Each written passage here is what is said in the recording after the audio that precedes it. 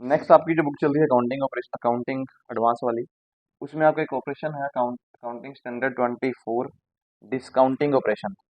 पहले तो बात करते हैं डिस्काउंटिंग ऑपरेशन होते क्या है। डिस्काउंटिंग ऑपरेशन होते हैं जब कंपनी मान लीजिए अलग अलग यूनिट्स में काम कर रही है, अलग अलग प्रोडक्ट में काम कर रही है, या फिर अलग अलग ब्रांचेस में काम कर रही है। कुछ भी ऑप्शन हो सकती है। चलती हुई कंपनी में मान लीजिए कोई चीज ऐसी बंद हो जाए, कोई प्रोडक्ट आपने बंद कर दिया, कोई यूनिट आपने बंद कर दिया, कोई ब्रांच आपने बंद कर दिया, उसके लेवल को अपने अकाउंट से अलग करना, इसको बोलते हैं डिस्काउंटिंग ऑपरेशन। डिस्काउंटिंग का मतलब यूनिट से भी डिस्काउंट देना।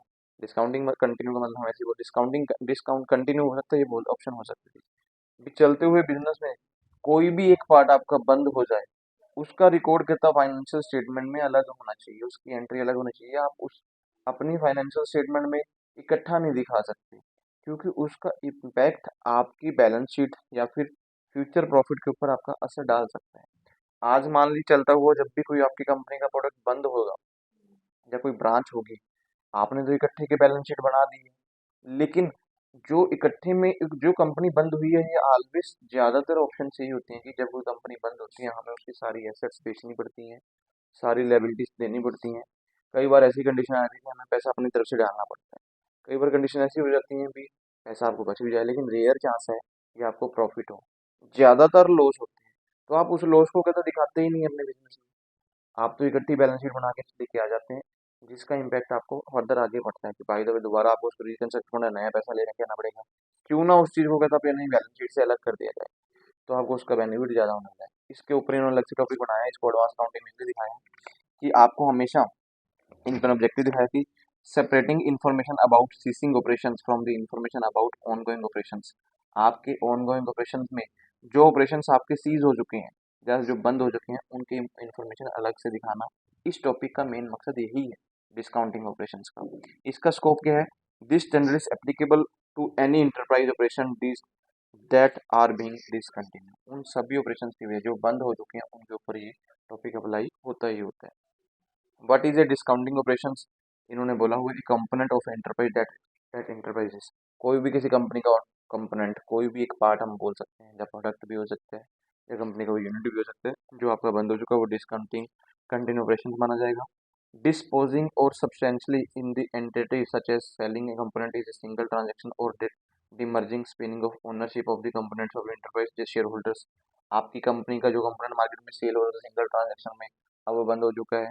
आप अपनी कंपनी की ओनरशिप में जो कंपोनेंट में चेंज करना चाहते हो, मान लो हमारे अलग अलग यूनिट से अलग अलग शेयर होल्डर से, अभी सभी शेयर होल्डर का डाटा आप लेके बैठे हुए हैं। जिनके शेयर होल्डर्स आपने रखे हुए थे अलग अलग कंपोनेंट्स में, अलग अलग ब्रांच में, वो ब्रांच बंद हो गई, तो उसके शेयर होल्डर को भी आप साथ इकट्ठा दिखा रहे हो, तो उसका इफेक्ट भी आपको पड़ सकता है, मीन्स उसको अलग दिखाना जरूरी है। टर्मिनेटिंग थ्रू दी अडमनेंट, कुछ कंपनीज अपनी कंपनी को बंद ही कर देती हैं, टर्मिनेशन लेवल दिखाना होगा तो आपको उसको अलग दिखाना जरूरी है। डिफरेंट है different principle line of business geographic area of operation. अगर आपके अलग अलग जोग्राफिक एरिया ऑफ ऑपरेशन है, आप चाहे एक जगह पे उसकी बैलेंस शीट बनाते हो, लेकिन किसी एक एरिया में अगर प्रॉब्लम्स आई हैं तो उसको अलग दिखाना जरूरी है। In terms of operations and financial reportings, आपकी जो फाइनेंशियल रिपोर्टिंग्स जो टर्म्स हैं उसमें भी चेंजेस दिखाना डिसकंटिन्यू ऑपरेशंस का एक मेन टॉपिक माना जाता है। इन्होंने एक्टिविटीज बताई हैं कि कौन कौन सी एक्टिविटीज में डिसकंटिन्यूशन हो सकता है। सबसे पहले facing out a product line और क्लास ऑफ सर्विसेज। अगर आप different type of class of services दे रहे हो, कोई एक आधी सर्विसेज बंद होगी, या फिर आपका जो प्रोडक्ट लाइन है उसमें से कोई प्रोडक्ट लाइन में कोई चेंजेस आए हैं, उसको डिसकंटिन्यू में रखा जाएगा। Discount counting even if relatively abruptly several product within the organisation of line. आपकी कंपनी बहुत सारे प्रोडक्ट चल रहे हैं, लेकिन उसमें कोई एक आधा प्रोडक्ट ऐसा आ गया जो बंद हो रहा है। Shifting of some production marketing activity से particular line of business from the location to another. आप अपनी मार्केट को एक लोकेशन से दूसरी लोकेशन में शिफ्ट कर रहे हो, उसका भी चेंजेस आपके बिजनेस में पड़ता ही पड़ता है। क्लोजिंग, कोई डिपार्टमेंट या कोई बिजनेस आप बंद करने जा रहे हो, उसका भी आपको पॉइंट पढ़ना पड़ता है। इन्होंने ये पॉइंट बोला कि are the example of activity that do not necessarily satisfies criteria. इनके क्राइटेरिया बिल्कुल सेटिस्फाइड नहीं होते हैं, but that may do so in the communication with the other काम करना चाहिए। इनको और चीज़ों के साथ आप जी को जोड़ के देखोगे तो आपको पता लग जाएगा इसका हमें बेनिफिट हो रहा है, इसका लॉस हो रहा है। एग्जाम्पल लिखी भी है साथ में। Selling A subsidiary whose activities are similar to those parent and other subsidiary in an example of consolidated financial statement। हमारी कंसोलिडेटेड फाइनेंशियल स्टेटमेंट में एग्जांपल ले सकते हो। हमने कोई एक्टिविटी या कोई ऐसा कोई बिजनेस का प्रोडक्ट जो है, जिसको हमने कहता भी कोई सेटिस्फाइड एरिया नहीं लिखना, हम उसको बंद कर दिए। लेकिन आप जब कंसोलिडेट स्टेटमेंट दिखाओगे तो दोनों को इकट्ठा करके दिखा दिया, एक ने तो प्रॉफिट कमाया, दूसरे को आपको बंद करने पे आपको लॉस भी हुआ, लेकिन आपने तो एक ही जगह प्रॉफिट दिखा दिया। क्यों ना उसका अलग से दिखाया जाता? आपकी बैलेंस शीट में अगर उसकी एंट्री अलग से हो जाती, जर्नल एंट्री अलग से पास कर देते कि एक डिपार्टमेंट में प्रॉफिट है, दूसरे में लॉस आया, हमको इसी तरीके से एडजस्ट किया है, उसका एक तो बेनिफिट ये होता कि आपके कस्टमर्स के ऊपर कोई इम्पैक्ट नहीं पड़ना था, दूसरा आपके शेयर होल्डर के ऊपर कोई इम्पैक्ट नहीं पड़ना था, क्योंकि शेयर होल्डर को पता चल जाता कि हमने किस दिशा में प्रॉफिट कमाया, किस दिशा में हमने लॉस। अगर इकट्ठा करके दिखा दोगे वही लॉस आपको आगे भी तंग करता चला जाएगा। अलग एंट्री होगी तो उसका बेनिफिट आपको ज़्यादा मिल सकता है। इन्होंने उसके बाद लिखा भी है, if all the following elements are satisfied. बहुत सारे एलिमेंट्स इन्होंने अकाउंटिंग स्टैंडर्ड बोला है, या फिर इन गैप रूल्स के अकॉर्डिंग भी बोला गया, IFS आर एस के अकॉर्डिंग भी बोला गया, इंडियन फाइनेंशियल जो हमारा रिपोर्टिंग सिस्टम है, इंटरनेशनल फाइनेंशियल रिपोर्टिंग सिस्टम, उसके अकॉर्डिंग भी अगर कहता है ये सारे एलिमेंट्स आप सेटिस्फाइड करते हो, components can be identified for the operation and financial reporting purpose. कम जो भी कंपोनेंट आप बंद करने जाओगे उसको ऑपरेशन बेसिस पे भी दिखा सकते हो, फाइनेंशियल रिपोर्टिंग बेस पे भी दिखा सकते हो, जैसे कि एसेट्स एंड लायबिलिटी में भी डायरेक्टली एक्सपेक्ट टू इट, कौन सी हमारी एसेट्स के ऊपर इफेक्ट पड़ा है या फिर कौन सी लायबिलिटी के ऊपर इफेक्ट पड़ा है वो अलग से पता लग जाएगा। Revenue can be directly credit to it, जिस बंदे को रेवेन्यू हुई है उसको रेवेन्यू क्रेडिट हो जाएगी, जिसको लॉस हुआ उसको लॉस क्रेडिट होगा। सब लोगों को प्रॉफिट मत दो, जिन लोगों का लॉस हुआ है उनको लॉस देने का बेनिफिट आपको ज़्यादा मिलने वाला है। Component can be directly attribute to at least majority of the component का ऑपरेटिंग इंसेंटिव, आपको मेजॉरिटी पता लग जाएगी कि कौन कौन से कार्य इसके ऊपर होने वाले हैं हमारे ऊपर, तो आप उसके ऊपर वर्क करेंगे। अगर सबको इकट्ठा कर देंगे तो मे बी उसका अलग से आपको इम्पैक्ट पड़ जाएगा। इनिशियल डिस्क्लोजर इवेंट, जब भी आपकी कंपनी में डिसकंटिन्यू या डिस्काउंटिंग प्रोसेस आए या ऑपरेशन आए, उसमें सबसे पहले आपको इनिशियली डिस्क्लोजर इवेंट क्या होगा, ये आपको क्वेश्चन भी आ सकता है कि आपके अकाउंटिंग स्टैंडर्ड 24 में इनिशियल डिस्क्लोजर इवेंट क्या है, तो आपको इसके बारे में लिखना पड़ेगा। सबसे पहले कोई भी कंपनी, जब आपका सीजिंग ऑपरेशन है या कंपनी बंद हो गए हैं या कंपनी बंद हुई है, प्रोडक्ट बंद हो गए हैं, आपको पहले क्या दिखाना होगा, इंटरप्राइज बोर्ड ऑफ डायरेक्टर और similar governing body has both. सभी कंपनी के जो बोर्ड ऑफ डायरेक्टर्स हैं या फिर कोई भी बॉडीज हैं उनको सबसे पहले दिखाना होगा कि कौन कौन से हैं।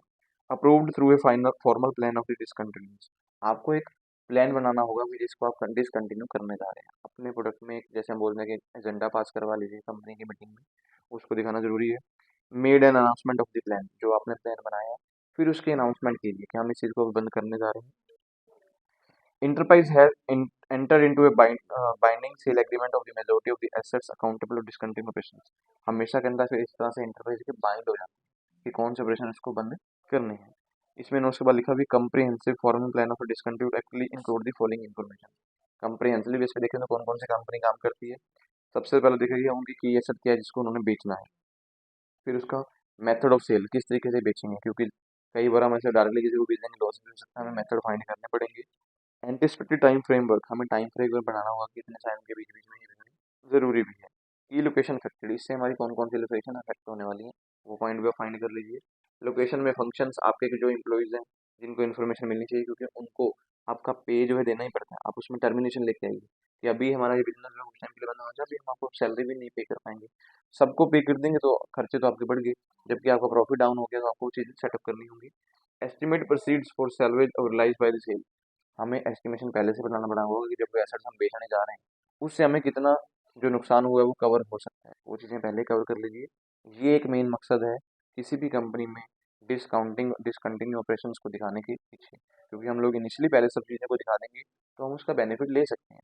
अदरवाइज सारे खर्चे एक जगह पे दिखा दोगे, जो आपका प्रॉफिट आया हो तो वो भी डाउन हो जाएगा, आगे भी उसको चीज़ का आपको लॉस और ज़्यादा बढ़ जाएगा, क्योंकि आपको जब फर्दर उसको बंद करना है तो सब लोगों को खर्चे तो फिर भी पे करने पड़ेंगे। जो बंदे आप उस सेक्टर में काम भी नहीं कर रहे होंगे उसको भी पे करना पड़ेगा। हो सकता है कि board of director share holders को आपको प्रॉमिस जो किए हुए हैं आपने कि इतने पैसे देंगे, बाई द वे आपने कोई पॉलिसी बनाई हुई शेयर होल्डर को कि अगर प्रॉफिट बढ़ेगा तो इतने परसेंट, अगर डाउन होगा तो इतने परसेंट। हो सकता है किसी का प्रॉमिस ऐसा भी हो कि अगर महीने लॉस होगा तो हम इस साल में आपको बेनिफिट नहीं देने वाले, हो सकता है उनको लॉस में देना भी पड़े, तो ये प्रॉब्लम्स आपके पास आ सकती हैं। रिकॉग्नाइजेशन एंड मेजरमेंट, जब भी ऐसी कंपनी में ऐसी भी प्रॉब्लम आएगी उसको रिकॉग्निशन कैसे कर सकते हैं, उसको मेजर कैसे कर सकते हैं। When determining when and how to recognize major change in the asset and liability as well as revenue, expensive, gain, losses, cash flow related to the discontinued operations, an enterprise should use the principle of recognition and measurement outlined in the old accounting standard। हमारे accounting standard में इसकी outline बहुत अच्छे तरीके से दिखाई गई है, जनरल अकाउंटिंग एक्सेप्टेड प्रिंसिपल में हम उन चीज़ों को यूज़ कर सकते हैं। वैसे इसके बाद इन्होंने भी था कि no principle for measurement and recognition are established by this standard, जो हम डिसकंटिन्यूड स्टैंडर्ड दिखाएं इसके हिसाब से नहीं है, हमें अकाउंटिंग स्टैंडर्ड के अकॉर्डिंग चलना पड़ेगा। It mandate that the organisation adhere to measurement recognition precision outline in accounting standard such as auditing sorry accounting standard 4। जो हमारा अकाउंटिंग स्टैंडर्ड 4 बना हुआ है उसमें इस चीज़ को दिखाया गया, उसमें दिखाया गया कि contingencies and event occurring after the balance sheet date to accounting standard of impairment of assets. हमारे पास कंडीशंस में आप कहता उस चीज़ को दिखा सकते हो कॉन्टीजेंसी में। कॉन्टीजेंट कॉन्ट्रैक्ट क्या होता है, मैं एग्जांपल बताता हूँ। जो चीज़ आपने फ्यूचर में करनी है कहता उस चीज़ को आप अपने अकाउंटिंग स्टैंडर्ड में यूज़ कर लो। आपको पता है कि कोई एसेट्स आप बेचने चले जा रहे हो, उस एसेट को अपनी फिक्स एसेट में मत दिखाओ, आप उसमें कॉन्टीजेंट एसेट में दिखा दो उसको। उसका बेनिफिट ये हो जाएगा कि ये हमारे पास एसेट है, इसको हम फ्यूचर में खत्म करना है, इसमें फ्यूचर में कुछ भी हो सकता है, नहीं भी दे सकते हैं, बेच भी सकते हैं।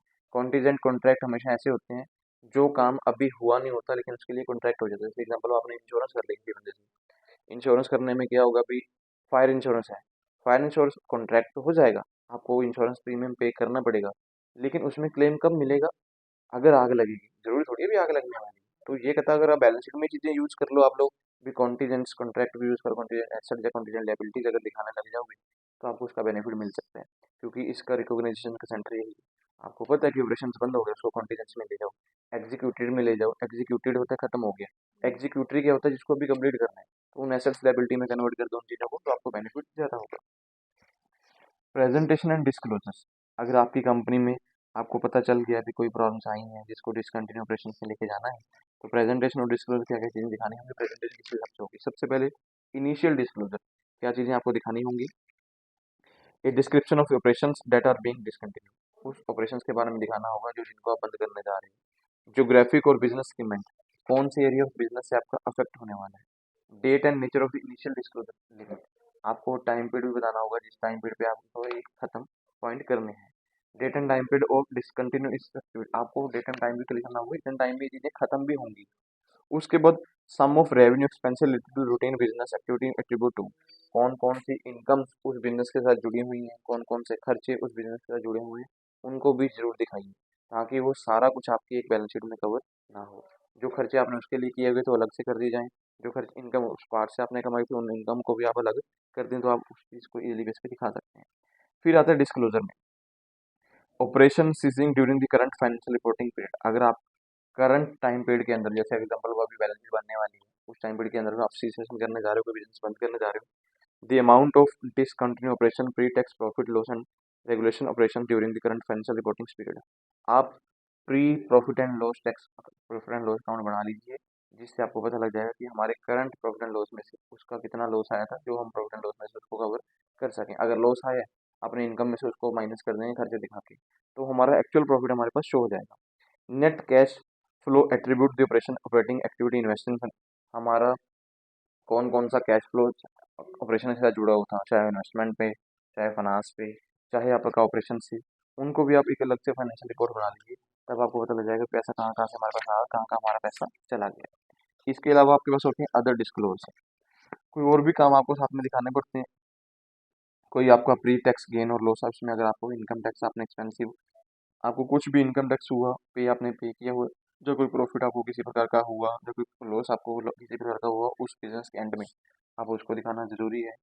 जो भी एसेट्स आप बैलेंस शीट में लेके आए हुए, जैसे क्या carrying amount of those net assets on the balance sheet, expected timing of set of those cash flows, that net selling price of ranges, आपको ये चीज़ दिखानी होगी, जो एसेट जिस टाइम पे आप लेके आए थे उसकी एसेट की वैल्यू क्या थी, अभी आपने दिखाया होगा कि जब इसको बेचेंगे तो कितना पैसा आपके पास आने वाला है, वो एक्सपेक्टेड वैल्यू आपके पास अलग से दिखानी जरूरी होगी। उससे कहता आप लोग अपनी कंपनी की जब भी जनरल मीटिंग होगी उसमें आप अपनी एसेट की सेल की वैल्यू, उसके प्रति जो लायबिलिटी आपकी बनती है, लायबिलिटी सेटलमेंट, जो भी आपका एडजस्टमेंट होगा पहले अरेंजमेंट हो सकता है, आपके प्रॉफिट के ऊपर उसका कोई भी इफेक्ट नहीं पड़ेगा। आप कंपनी में जनरल मीटिंग करेंगे, सभी शेयर होल्डर को बता देंगे कि ये एसेट्स हमने इतने पैसे इन्वेस्टमेंट किए थे, अभी इतने में सेल होने जा रही है, अगर लॉस आ रहा है तो लॉस की अंडरस्टैंडिंग सब में पहले ही हो जाएगी, अदरवाइज लॉस कंपनी में सबके ऊपर बर्डन ना पड़े, इसके ऊपर कंपनी ऑलवेज काम करना चाहती है। मीन्स हम एक टाइम फ्रेम दिखा सकते हैं, हमारी balance sheet as per the accounting standard हम जो बनाते हैं उसमें कंटीजेंसी अगर लेके आ जाएंगे, कंटीजेंट कॉन्ट्रैक्ट या फिर कंटीजेंट एसेट जब लायबिलिटी लेके आ जाएंगे, उसका बेनिफिट हमें ज़्यादा होगा।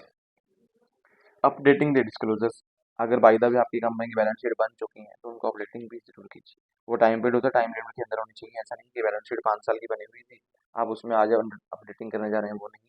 जो बैलेंस शीट आप बना चुके हैं अभी आपके पास टाइम है कि इनकम टैक्स टाइम पीरियड आने वाला है, जब 2-3 महीने आपके पास है, तो उस टाइम में आप अपडेटिंग इसको कर सकते हैं। Separate disclosure for each discontinue operations. आपकी कंपनी में जब भी कोई भी चीज़ डिसकंटिन्यू प्रोडक्ट टाइम पे आएगी, उसका सेपरेट डिस्क्लोजर होना जरूरी है। जिसका जितना सेपरेट डिस्क्लोजर होगा, उसका बेनिफिट आपको तभी होगा कि आप अलग अलग शेयर होल्डर से अलग अलग चीज़ें मॉडिफाई कर सकते हो। क्योंकि कंपनी जब भी इन्वेस्टमेंट करवाती है, कंपनी अपनी कंपनी में पैसा लगवाती है, लेकिन उनको पहले बता देती है कि इस प्रोजेक्ट में हम आपका पैसा लगवा रहे हैं। उस प्रोजेक्ट में फेलियर आएगा तो वो सभी शेयर होल्डर के लिए होने वाला है ना, बिल्डर कंपनी सबके ऊपर बर्डन नहीं डाल सकती। Presentation of required disclosure. जब भी आपको कहता भी डिस्क्लोजर करना है, कोई चीज़ें दिखानी है, तो प्रेजेंटेशन में क्या होगा, सबसे पहले प्री टैक्स प्रॉफिट और लॉस आपको पहले दिखा देना होगा कि हमें लॉस होगा या प्रॉफिट होगा, पहले दिखा लेंगे। कौन सा बेनिफिट कौन सी एक्टिविटी के साथ जुड़ा हुआ है, कौन सा लॉस किस एक्टिविटी के साथ जुड़ा हुआ है, ये आप पहले से ही दिखा के बैठ जाएंगे। Restatement of prior period. हमें जब भी कोई ऐसी पॉइंट कंडीशन आएंगी, तो हमें रीस्टेटमेंट बनानी होगी। किस किस बेस पे सेग्रीगेट करने होंगे, एसेट्स को, लायबिलिटीज़ को, इनकम को, एक्सपेंसिव्स को और कैश फ्लो को। कहाँ कहाँ पे कौन कौन सा पैसा किस किस जगह पे लगा हुआ है, कौन कौन से किस किस चीज़ के लिए खर्चे किए गए, कौन कौन सी इनकम कहाँ कहाँ से कमाई गई, उनकी रीस्टेटमेंट बनाइए ज़रूरी है। क्योंकि आपकी कंपनी की फाइनेंशियल स्टेटमेंट रीस्टेटेड हो जाएंगी, बिल्कुल सही हो जाएंगी। अदरवाइज फाइनेंशियल स्टेटमेंट कम्बिनेशन करके चलोगे, तो अगले साल में भी आपको लॉस को सफ़र करना पड़ सकता है। ये कंपनी के फाइनेंशियल रिपोर्ट्स में जरूरी है। यहाँ लिखा हुआ है illustration of presentation and disclosure. इन्होंने किसी एक कंपनी का केस दिखाया हुआ है, डेल्टा कंपनी का। डेल्टा कंपनी 3 सेगमेंट में काम कर रही थी, food division, beverages division and clothing division. किसी एक डिवीजन में, जैसे कि एग्जाम्पल से हमें लगता है इन्होंने क्लोथिंग क्लोथिंग डिवीजन की बात की हुई है। अब क्लोथिंग डिवीजन का उनका जब कोई लॉस आया, तो उन्होंने क्लोथिंग डिवीजन को उन्होंने बंद करना चाहा डेल्टा कंपनी ने। वो डिवीजन में उन्होंने सब चीज़ों को अलग अलग चीज़ को रिकॉग्नाइज कर लिया कि कौन कौन से शेयर होल्डर थे हमारे इस डिविजन में, जिसके ऊपर कितना कितना खर्चा आया हुआ। बैलेंस शीट से डेल्टा कंपनी इकट्ठी बना रही थी, लेकिन उसने उस डिविजन को अलग से इकट्ठा करके दिखा दिया कि इसको डिवीजन को लॉस करने पे, खत्म करने पे हमारे कितना बेनिफिट हुआ या लॉस हुआ। अलग अलग टाइम पर उसमें दिखाया उन्होंने। ईयर एंड के अकॉर्डिंग आप इसको पढ़ेंगे तो उसमें क्लियर पता लग जाएगा कि इस चीज जो चीज़ 30 लाख की थी 45 हो गई, जो 45 की इसमें सेल हुआ, तो उसका हमारी कंपनी के बैलेंस शीट के फिगर ऊपर क्या बेनिफिट पड़ता है, आगे आपको दिखा भी देंगे। ये 2021 और 20 की एग्जांपल दी हुई है, पहले खर्चे इतने थे, उसके बाद खर्चे इतने हो गए। तो उस तरीके से इन्होंने पॉइंट तो क्लियर नहीं दिए हैं, लेकिन प्लस माइनस दिखाया हुआ है खर्चे कैसे बढ़े कम हुए। तो हम इजिली बेस पे अपनी अकाउंटिंग स्टैंडर्ड के अकॉर्डिंग रिपोर्ट्स अच्छी भी बना सकते हैं। अलग अलग डिविजन की रिपोर्ट बन जाएगी, प्रॉफिट अच्छा पता लग जाएगा। जिस डिवीजन में लॉस आया है, उस लॉस को कैरी फॉरवर्ड भी हम लोग कर पाएंगे, क्योंकि अगर हम दोबारा से बिजनेस स्टार्ट करेंगे, अदरवाइज वो लॉस सबको सफर करना पड़ जाता है। इस टॉपिक को दिखाने का मेन मकसद यही है कि अगर आपकी कंपनी में कोई प्रोडक्ट या लाइन बंद होती है, तो उसका एक सेपरेट रिकॉर्ड होना चाहिए, जिसको आप कंटीजेंसी एसेट्स और लायबिलिटी में ट्रांसफर करके अपनी बैलेंस शीट को रेक्टिफाई कर सकते हैं। ये टॉपिक आपका छोटा सा था, जो हुआ ख़त्म। कोई पॉइंट इसमें है ऐसा पूछना हो तो देखिए।